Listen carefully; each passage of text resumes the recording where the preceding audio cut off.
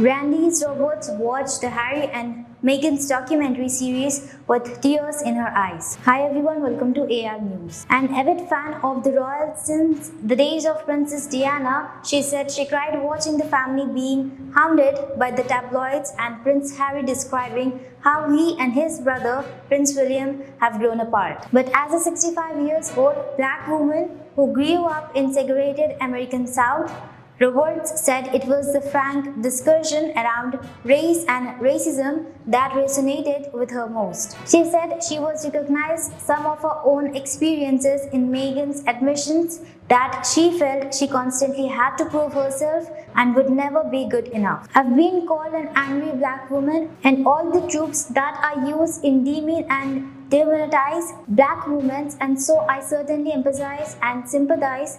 The Duchess, she said. Race was a core theme for the 6-part series, but not in the way many had anticipated. There were no new revelations, and Meghan's explosive allegation in her often Finnery interview that an unnamed member of the royal family had commented on how dark their baby's skin would be.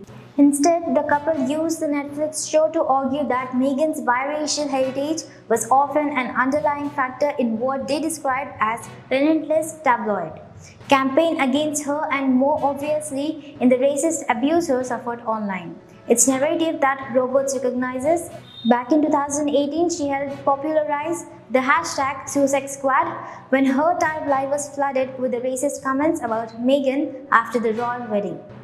The trend quickly amassed a following from men and women around the world, predominantly people of color who wanted to use social media to support the Duchess and her family instead of tearing them down. One of the things about dogwillists is that if you have not experienced the racism or if you have not been the victim of it, then you don't recognize it, Robert said. What may seem innocent to someone else, you can see, not meant to be innocent at all. In the series, Prince Harry revealed that one of the first reactions he saw to the announcement of his son Archie's birth was a tweet from Danny Baker, from a former BBC presenter, who posted a picture of a couple holding hands with a chimp. At the top it said royal baby leaving the hospital.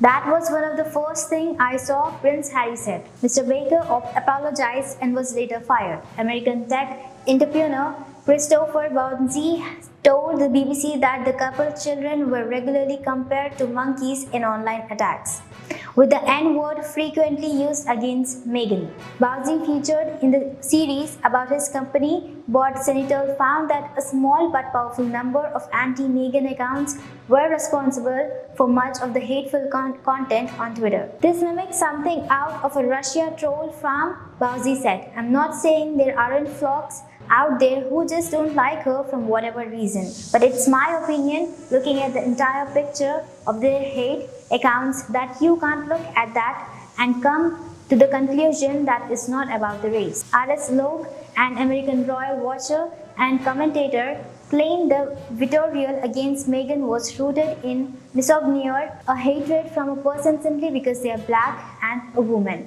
The documentary series, she said, captured the dramatic shift in tone of media coverage that she witnessed in the year after royal wedding. The UK, much like broader world, wants to see themselves as accepting and embracing their very diverse modern couple, she said. But the backlash and racist abuse Meghan says she endured since showed just how far there was to go. This was a tug of war between how we see ourselves and who we are, not all black and white. While many black Americans welcomed Harry and Meghan's talking about racism, as well as difficulties issues such as legacy of slavery and colonialism, the Duchess has also been criticized for saying she felt blindsided by the realities of living as a black woman. In the second episode of the series, Meghan grapples with what it was like growing up as a biracial woman in America. The Duchess implies she was never discriminated against or treated like a black woman until she moved to the UK.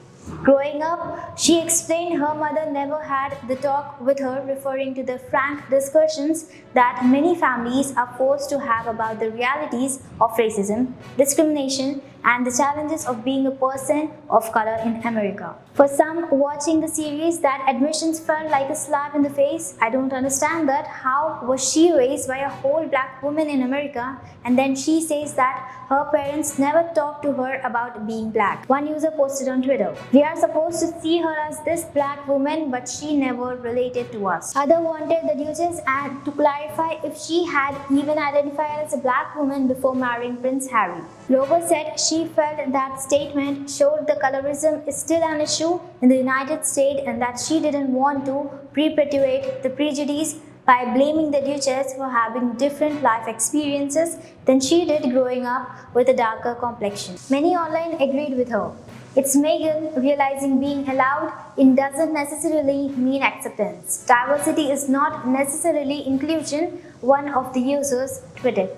It's a moment most black people have, and it's time to choose in my seat at the table worth the pain and humiliation. Robert said, watching Harry and Meghan's present their version of what happened and what went wrong was especially emotional because it felt like a missed opportunity for the royal family. It's just tragic that the institution didn't realize what jewels they had in Prince Harry and Duchess Meghan, and they didn't say. These two people can reach members of British public and the Commonwealth that the rest of us cannot reach, she said. Thank you.